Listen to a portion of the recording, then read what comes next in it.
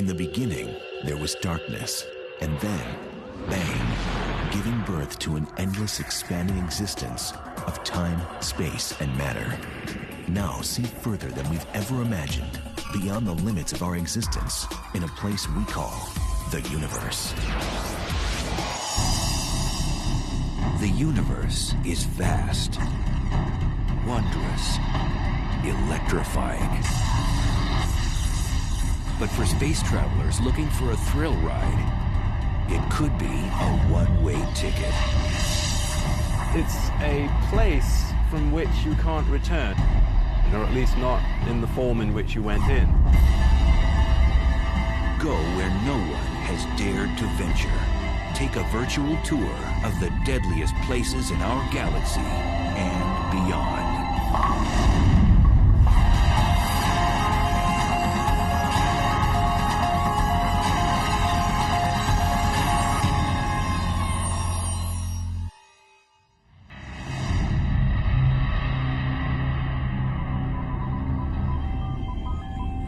It's the ultimate frontier adventure. Space travel.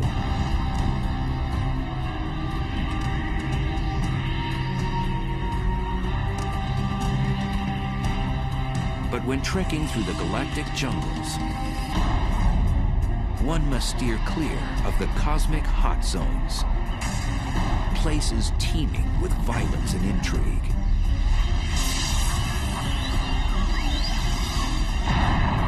There are dangerous places, certainly very energetic phenomena that are a lot more powerful than atomic bombs being detonated, infinitely more powerful. The universe does seem to be a very violent place. It seems to have been born in a violent explosion called the Big Bang, and there's all sorts of violent processes going on.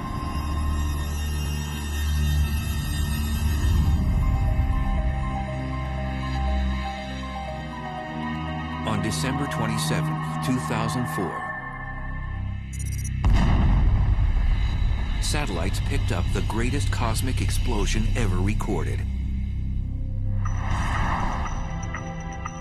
A blast 30,000 light years away, which had the power to briefly alter our planet's upper atmosphere.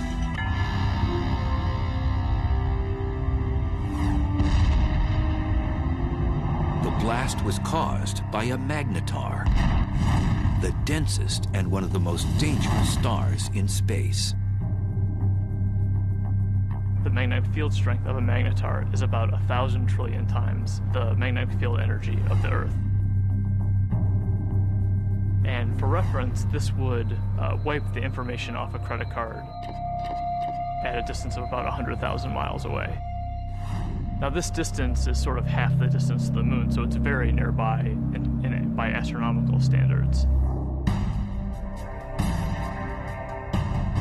These mischievous stars have the strongest magnetic field in the universe. Scientists have confirmed 12 of these rare stars in our galaxy, and there may be more.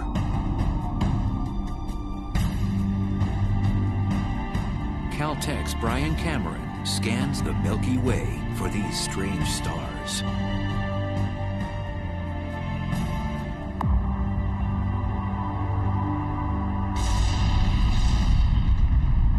Magnetars are a special class of neutron stars with ultra-strong magnetic fields, the densest form of matter in the universe.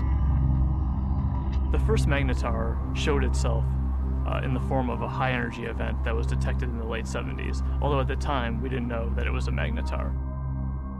It wasn't until the early 90s that researchers suggested that these objects were dominated by magnetic fields, and that the magnetar theory was actually confirmed.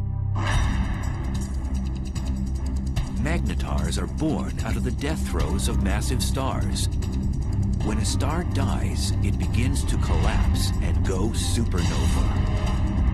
Sometimes a dense neutron star forms from the cinders of that supernova explosion. During the process, a few neutron stars become magnetars, which possess a strong magnetic field. These stars eject high-energy emissions of X-rays and gamma rays. We think that normal neutron stars are born from regular stars that are something like 10 or 20 times the mass of the sun. But there's evidence that magnetars are born from possibly even more massive stars than this, something like 40 times the mass of the sun. Typically, a star of such mass would be too heavy to form a neutron star.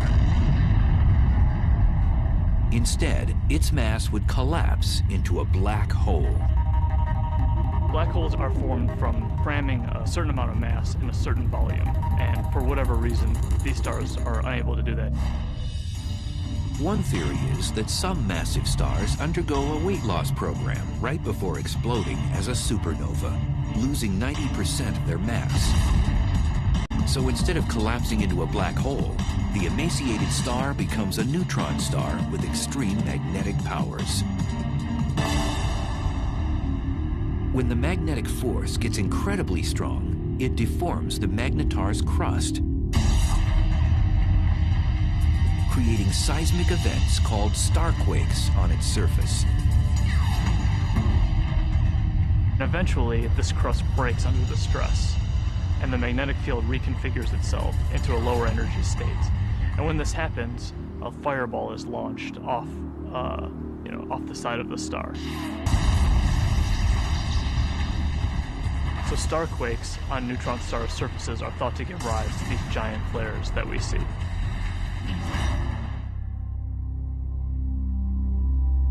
After a magnetar undergoes one of these flares, it outshines all the stars in the galaxy for the few tenths of a second that it's taking place. Within these giant flares are short bursts of gamma rays which move at the speed of light. The giant flares from magnetars are gamma ray bursts. They're very short in duration, less than a second, and have very hard X-ray spectra compared to another class of gamma ray bursts. If a deep space traveler veered off course and was unlucky enough to pass within 700 miles of one of these massive objects, the consequences would be horrific. The magnetic field of the magnetar can literally warp the atoms in human flesh, and its gravitational forces would tear a person apart.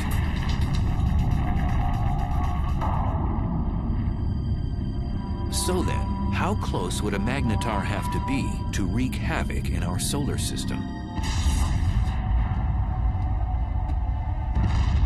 Some suggest that a blast from a magnetar even 10 light-years away could produce cosmic chaos that would destroy our ozone layer and cause mass extinctions.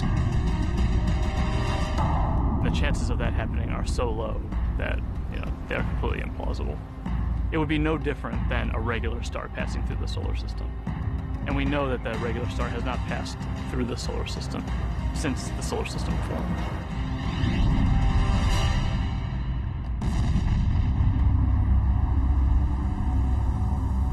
Scientists think that magnetars are only a few thousand years old and will become dim after 10,000 years. We're just now starting to understand the life cycle of magnetars. We think that they're very young, but how young is still uncertain.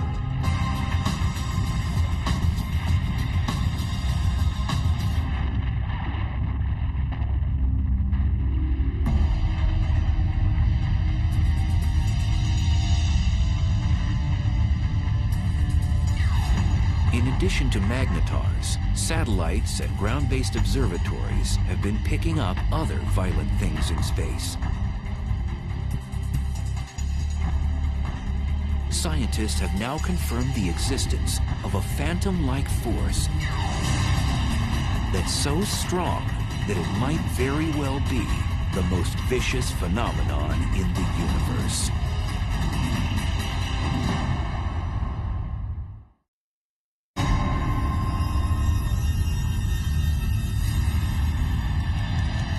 Stealthy villains haunt each and every galaxy. One particular beast tears up anything in its path and gobbles it down like a cocktail hors d'oeuvre.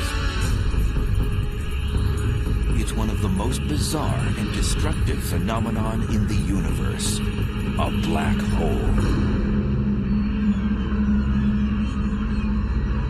I think a black hole is the place which is more violent than anywhere else in our universe.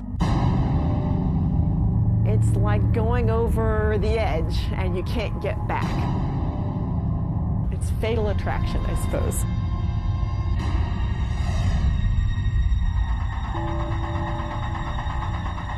A black hole is a region of space where the pull of gravity is so immense that nothing can escape it, not even light.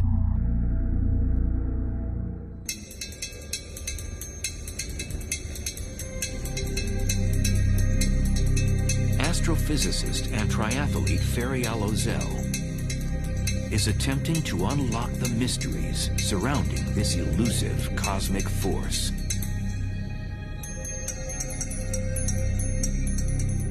In a black hole, the gravity is so strong that no other force can compete with it, so everything collapses to a single point. Ozel says whatever has a close encounter with a black hole will fall victim to its relentless tidal force of gravity. Imagine you're swimming in a pool and there is no current.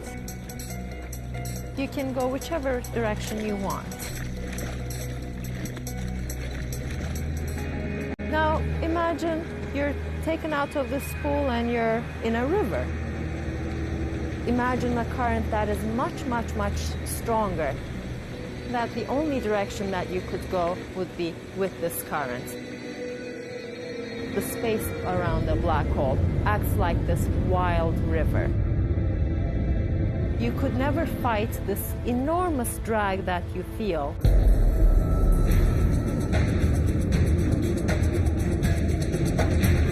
As an object approaches the edge of the black hole, called the event horizon, it reaches the point of no return. As you come closer and closer to this event horizon, you would already be approaching this extremely fast motion of space under you. And your only future direction is now into the black hole.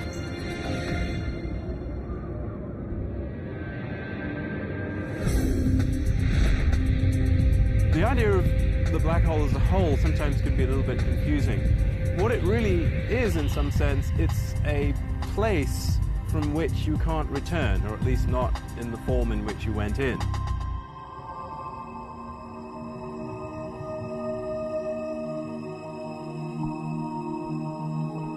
Black holes are difficult to detect because, as the name suggests, you cannot see one by itself because it's black.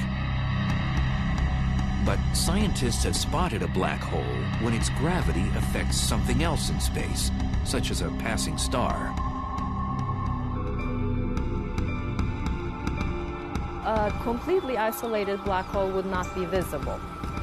What we really see from a black hole is actually the hot material that's swirling around it and that's being sucked into it. So in the neighborhood of these powerful black holes, you'll get a lot of radiation resulting from the black hole pulling in material and stretching it and twisting it as it's falling in. Black holes consume anything in close range, and there are billions upon billions of them prowling the universe.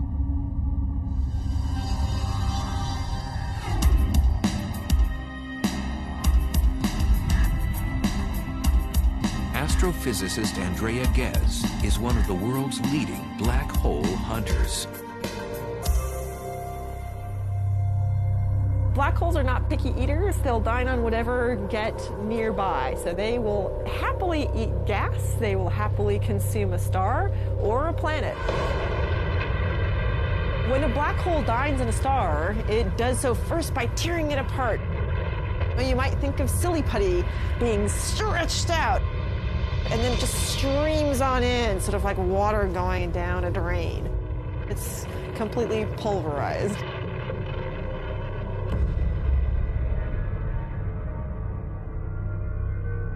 Black holes are produced, we believe, by the collapse of the core of a massive star, something like 25 or 30 times the mass of the sun or more.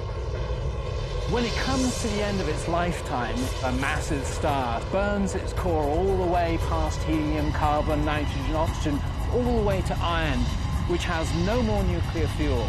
And when that iron core builds up to a certain mass, there comes a point where it can no longer support itself, and the core will collapse all the way to a black hole, producing at the same time a supernova.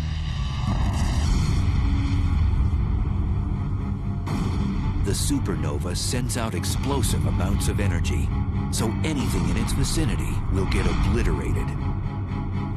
Then the remnants of the explosion fall into a newly formed black hole. And it seems the key to the black hole's allure is gravity. Gravity will pull things around, just like the sun's gravity pulls the planets around. In fact, stars will happily orbit the black hole for most of its life and won't actually be sucked in. These stars are actually safe from the fatal attraction of the black hole. But if you do venture too close, like extremely close to the edge, then you do get sucked in. Scientists believe there are millions of wayward black holes throughout our galaxy, the Milky Way. And because we can't readily see them, one could be right next door. So how close does something have to be to get sucked into a black hole? Too close to a black hole is about the distance between the sun and the Earth, but that is certainly too close. For future space travelers, death by a black hole would be a violent way to go.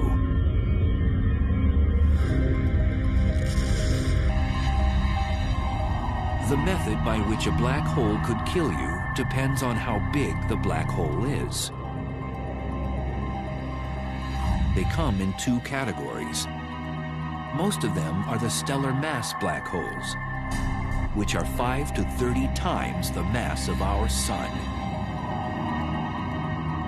If the black hole is stellar-sized, then the tidal forces near the black hole are strong enough that it will tear you apart tidally, even well outside the event horizon.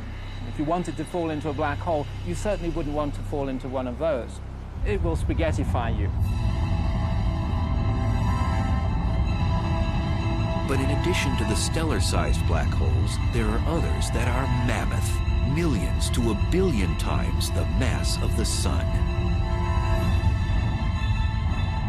And now scientists believe that these monsters hold center court in every galaxy, including our own.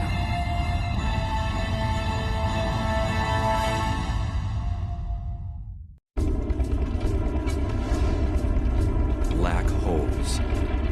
They're one of the most mysterious and potentially dangerous oddities in space. A black hole has a ravenous appetite. It sucks in everything in its path and spits out what it doesn't devour.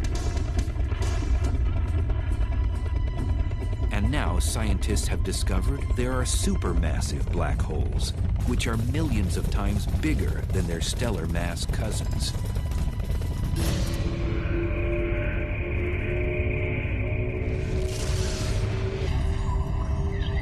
And evidence suggests that supermassive black holes were born after the Big Bang, when the universe was first created.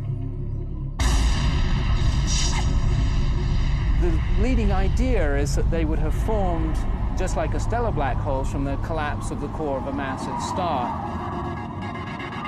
But then they grew by feeding grossly from the gas, from other galaxies which collided with them.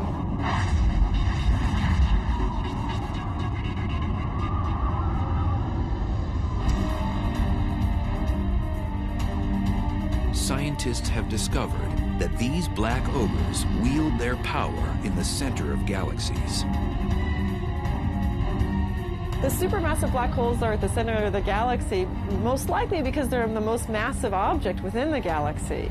Massive objects tend to sink to the middle, so you'll always find them at the center of a galaxy. For a long time, scientists didn't think a supermassive black hole existed in our neck of the universe, the Milky Way.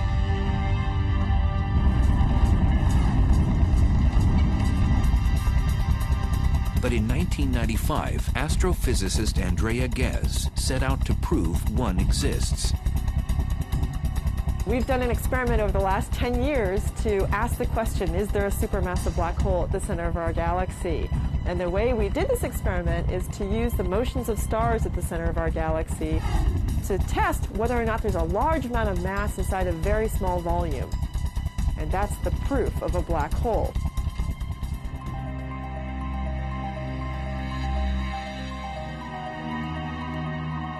At the Keck Observatory in Hawaii, which houses one of the largest telescopes in the world, Ghez began using a groundbreaking technology called adaptive optics, which brings into focus faraway objects.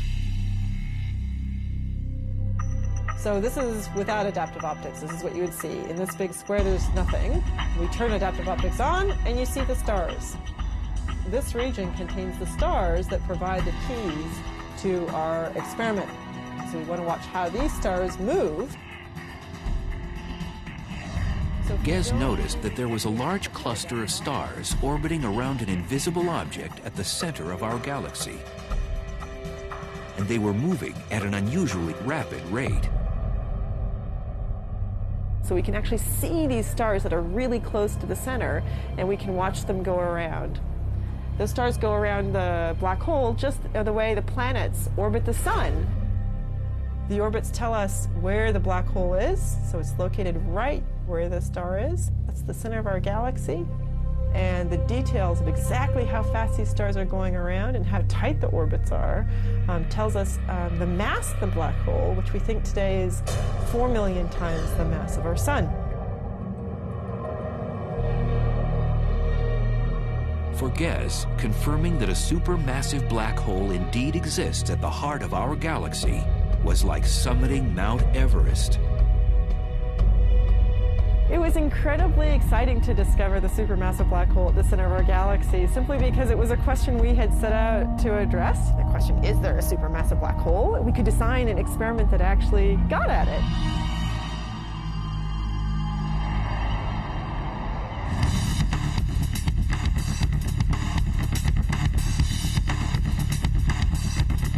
Astrophysicist Andrew Hamilton says death by a supermassive black hole would be much different than by its smaller stellar mass relative. If you want to go and be a tourist and have the ultimate experience of falling inside a black hole and finding out what's really there, go visit a supermassive black hole. Much better idea. Unlike a stellar black hole, which would rip you to shreds before entering its deadly vortex, a space explorer could actually experience free-falling inside a supermassive black hole. Inside a supermassive black hole, it turns out that even though the black hole is more massive, it's also much larger in size, and that means that the tidal forces are weak enough that you could pass through the event horizon and fall deep inside the black hole without being tidally torn apart. But deep down inside the black hole, the centrifugal force of the rotation of the black hole provides effectively a repulsion. If there's any matter at all inside it, then stuff that's falling in will tend to collide with stuff that's trying to get out. And the result of that collision of energies is an unimaginably chaotic maelstrom of super hot, dense plasma. And in that case, your fate is that it can roast you.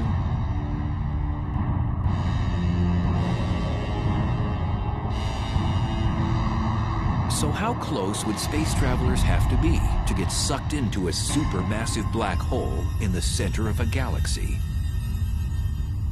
For a supermassive black hole, you would have to be about 1 million to 1 billion miles from the black hole to feel its influence.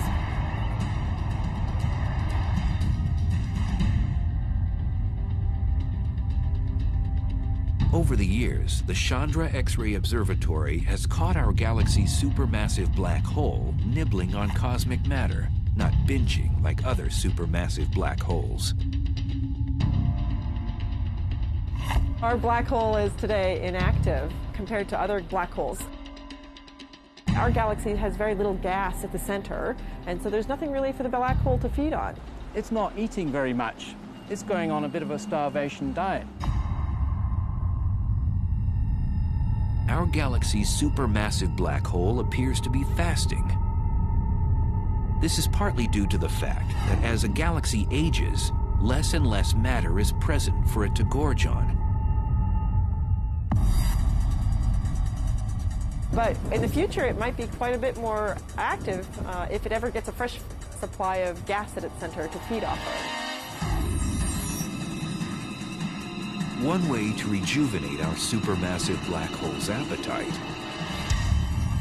is to collide with another galaxy. Sound implausible? 2 million light-years away, our closest neighbor, the Andromeda Galaxy, is charging toward us at almost 75 miles per second, or 270,000 miles per hour.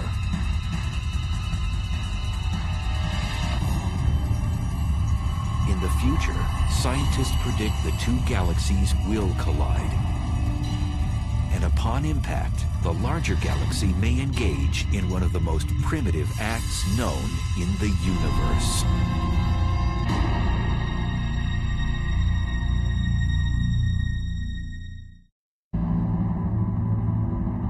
It's one of the most barbaric rituals in space.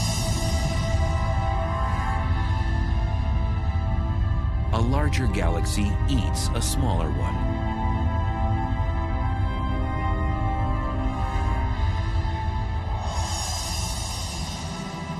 The scenario isn't a science fiction writer's fantasy.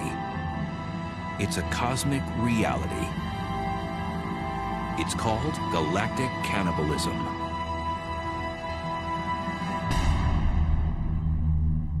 The ghastly event can occur on the celestial highway when two galaxies have a head-on collision.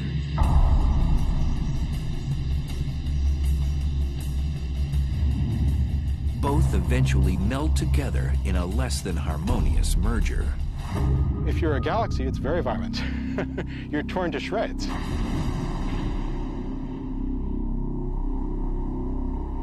Joshua Barnes studies galaxy mergers. Acting like a crime scene investigator, he admits his research is a bit like inspecting a car crash. Imagine that you come across the scene of a car crash.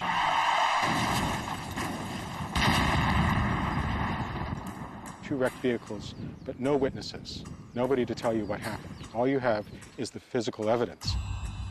That's basically what we have to do when we study colliding galaxies. So there are no witnesses to a galactic collision. All that you have is the present state of the wreckage. So you have to conduct a sort of forensic investigation to try and figure out what happened on the basis of what you have today. If they collided head-on, you would know because the fronts were squashed up, but if they, say, sideswiped each other, which is actually more likely in galactic collisions, that would leave you a completely different pattern of wreckage, and you could interpret that. So what causes galaxy mergers? It's gravity. Everything in the universe is falling freely through space, and where you've got two large objects like galaxies, their mutual gravity pulls them together, so they fall into each other. So it's really just the force of gravity pulling things around. The galaxies that we're seeing colliding today, most of them have been bound and destined to collide for upwards of 10, 15 billion years. and they're only now just making it to that first collision.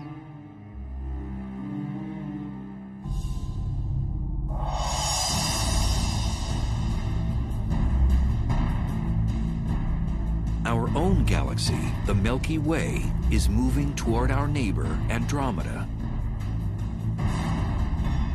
Both galaxies are spiral in shape, but Andromeda is about twice as massive, with a supermassive black hole, the mass of 30 million suns.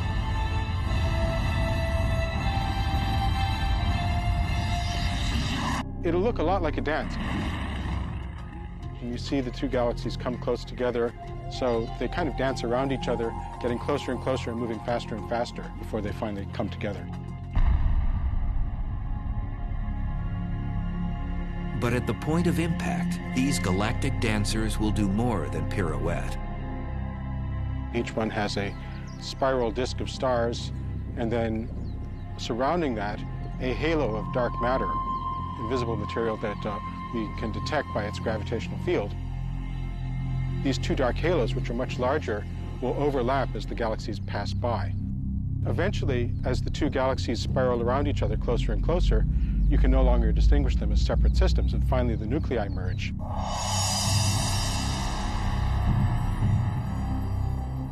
When Andromeda and the Milky Way collide, that's going to be the biggest collision that the Milky Way has seen, something like 5 billion years' time.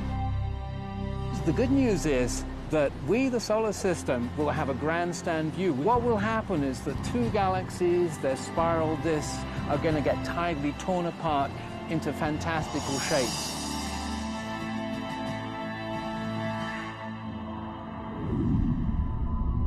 When the disks start to get close to each other, they'll throw off long streamers of stars, so-called tidal tails. And what happens to the sun and the solar system, should we still be around, it really is hard to predict. We could get lucky and be on one of those tidal tails and get a sort of bird's eye view of the whole process as we fly out. Or we could get thrown into an orbit plunging towards the center of the merging galaxies. There's basically no way to say.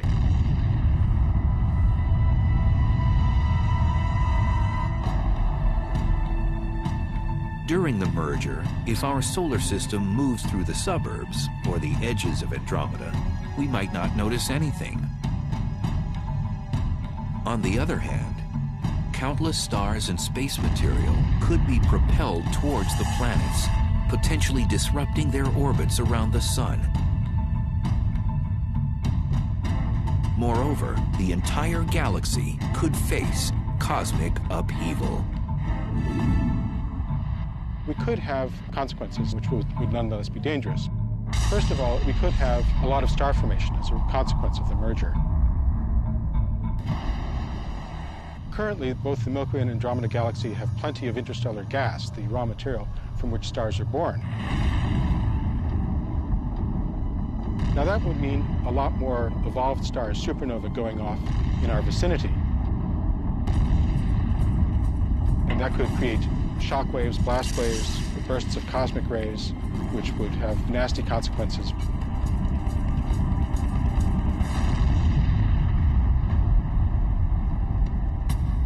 After the merger, the fate of our solar system is uncertain, as the supermassive black holes of Andromeda and the Milky Way vie for power in the newly jumbled galaxy.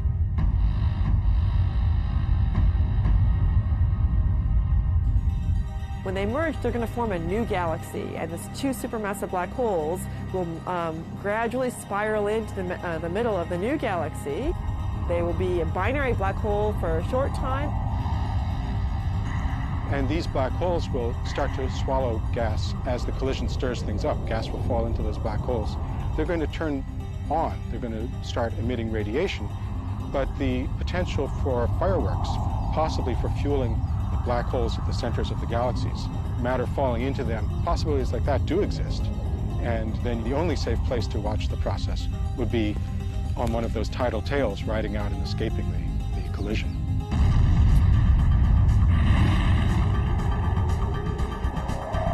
Some scientists think that Andromeda's larger supermassive black hole will eventually consume the Milky Ways.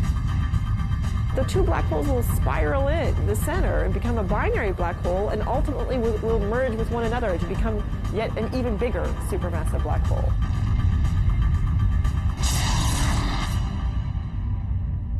So a small galaxy colliding with a large galaxy is likely to be dominated by the larger galaxy. It'll essentially have most of its material absorbed by that galaxy and become subsumed into it.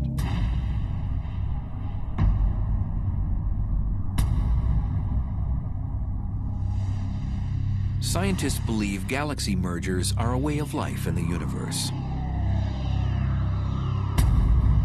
Modern galaxies, including the Milky Way, have grown larger by cannibalizing smaller galaxies. Every galaxy that we see has probably been through many collisions. The Milky Way has a central bulge of stars, which are probably the relic of a previous collision. Most scientists agree that the much-anticipated merger between the Milky Way and Andromeda won't happen for at least 3 billion years.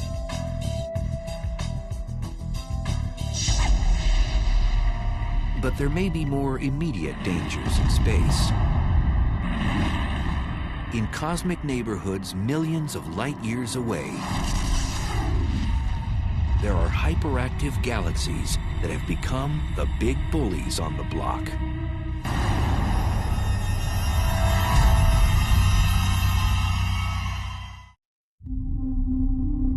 At the heart of some galaxies lives a cosmic monster.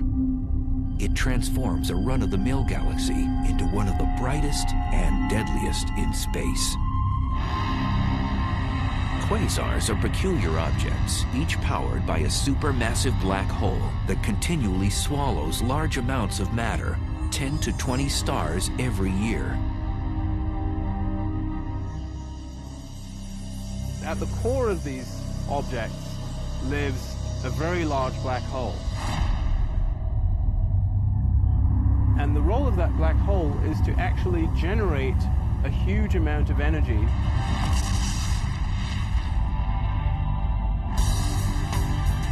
Quasars are the most energy-efficient mechanisms in the cosmos. They give off more power than 100 normal galaxies. And they're 10 trillion times brighter than our sun.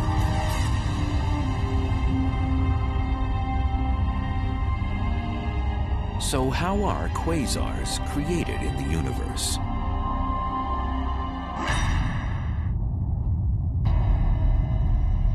There's a fairly good connection between the last stages of a galactic merger and the so-called quasar phenomena.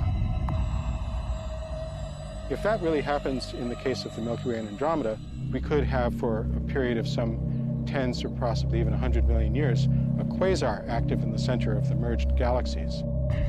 And a quasar puts out about 100 times as much energy as a typical galaxy. And if we were actually thrown into an orbit which took us towards the center of the galaxy, we could get very close to that quasar and really get scorched.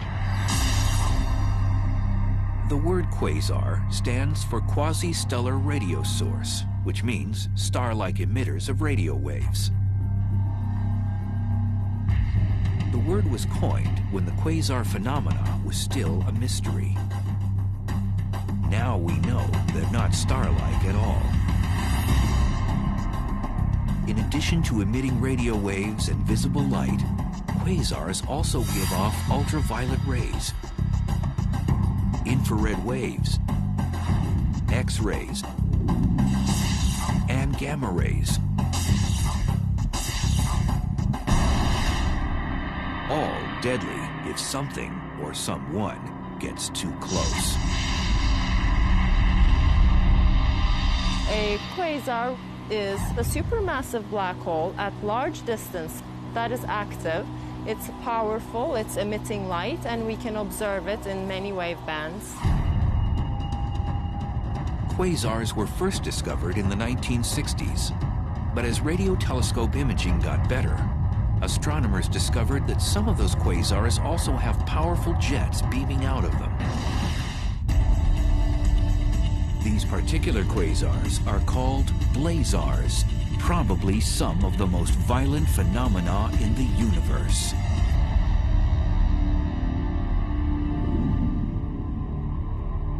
Blazars are powered by black holes, just like quasars, but they're somewhat different in that all of that energy is being focused, or a large amount of that energy is being focused into jets, which are streaming out. A blazar's aggressive plasma jets produce radiation in the form of radio waves all the way through the spectrum up to high-energy gamma rays.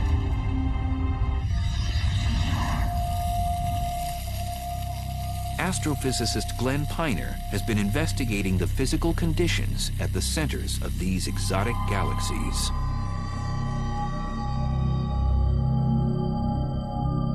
We can use this fountain to visualize the geometry of a blazar. If that circular base of the fountain represents the accretion disk, then the jet of water that's coming up represents the jet of plasma coming out from the blazar.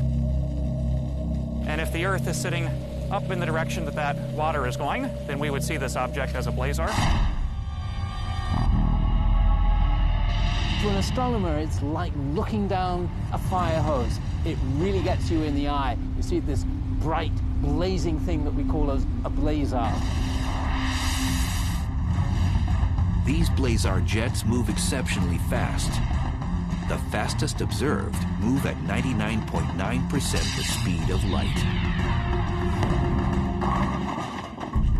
If you were to take a small object like this bowling ball and you wanted to accelerate it up to 99.9% of the speed of light, you would have to give this bowling ball all the energy produced in the world for an entire week to accelerate it to that speed.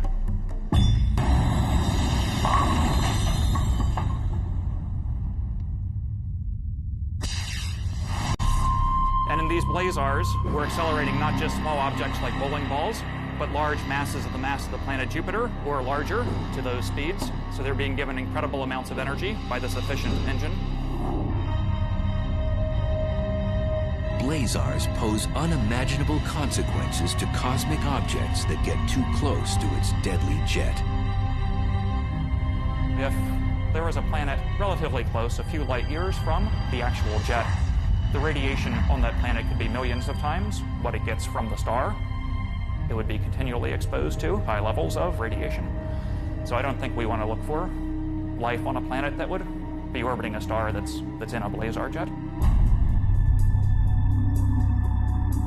Scientists link radio telescopes all over the world to achieve the magnification needed to zoom in on a blazar jet. So to give you an analogy for what kind of magnification that is, that would be magnification sufficient to read a newspaper that someone was holding in New York from Los Angeles. We'd love to look as close to the central black hole as possible so we could actually figure out how nature is accelerating these jets and getting them up to such high speeds. And we'd also like to know what it is actually that the jets are made of, because it turns out that's something that's currently not known. Until more is known about blazars, astronomers will keep a neighborhood watch for them, as well as all the other dangerous places in our uncontrollable universe. Definitely there are violent events going on in the universe. Much, much more energy than we can even imagine on Earth. There are trillions of suns shining all at once. Those are the kinds of energies that we're talking about. But in that case, the fact that we are far away from them helps the survival of our species. If we're actually traveling through space, then definitely we will have to be worrying about these events.